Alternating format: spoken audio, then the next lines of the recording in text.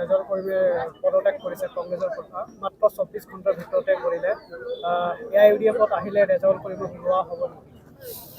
ৰেজাউল কৰিম ডাঙৰীয়া আমছুৰ প্ৰাক্তন সভাপতি 20টা বছৰে অসমক নেতৃত্ব দি এটা সাংগঠনিক ভেটি শক্তিশালী কৰা এজন ব্যক্তি। তেখেতৰ মনৰ কথা আমি ক'ব নোৱাৰোঁ, কোনেও ক'ব নোৱাৰে।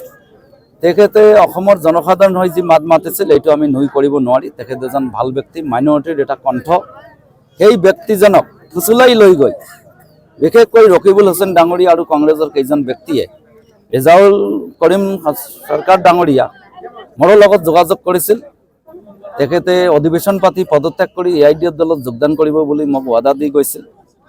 এই ৱাদাটো তেখেত ৰাখিব পৰা নাই। কংগ্ৰেছে তাক ফচনি দিছে, পইচা পাতি দিব, টিকট দিব, অমুক দিব, তমুক দিব। আমছুৰ এটা এখেতসকলে ল'ব বিচাৰিছে যে আমছুৰ যিটো সমৰ্থন আছে গোটেই অসমত এইটো আমি কামত লগাম। মিথ্যাচাৰৰ আশ্ৰয় লৈ ৰেজাউল কৰিম চৰকাৰ ডাঙৰীয়াক লৈ গৈ যি অপমান আৰু অৱহেলিত কৰিল তাৰ কাৰণে মই কংগ্ৰেছক ধিক্কাৰ জনাইছোঁ। আৰু ৰেজাউল কৰিম চৰকাৰ ডাঙৰীয়া যদি এআইডিএফত আহে তাৰ কাৰণে জালনা দৰ্জা খোলা আছে, ৱেলকাম জনাইছোঁ। আমি ল'ম। আৰু আমাৰ প্লেটফৰ্মটো এনেকুৱা মজবুত প্লেটফৰ্ম য'ত যিকোনো জাতি জনগোষ্ঠীৰ যদি অন্যায় হয়, তেখেতৰ লগত যদি কোনো চৰকাৰে অন্যায়ভাৱে অত্যাচাৰ কৰে, সেইখিনি কথা কোৱাৰ কাৰণে বাক স্বাধীনতা এআইডিএফত আছে। এই কথাষাৰ 14 ডিচেম্বৰত মোৰ লগত সাক্ষাৎ কৰিছিল ৰেজাউল কৰিম ডাঙৰীয়া।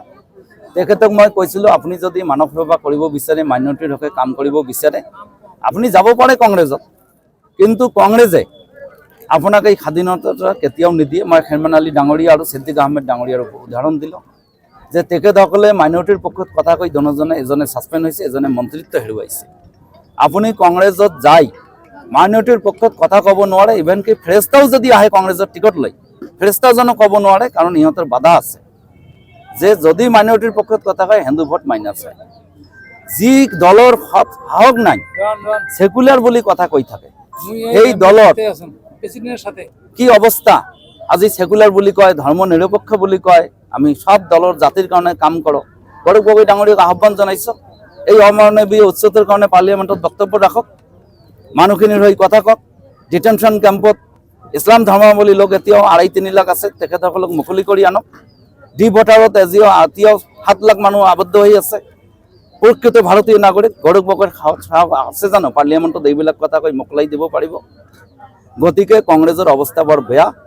ৰেজাউল কৰিম ডাঙৰীয়াক মই আহ্বান জনাইছোঁ, তেখেতে যদি আমাৰ দলত আহে আমি তেখেতক আঁকোৱালি ল'ম।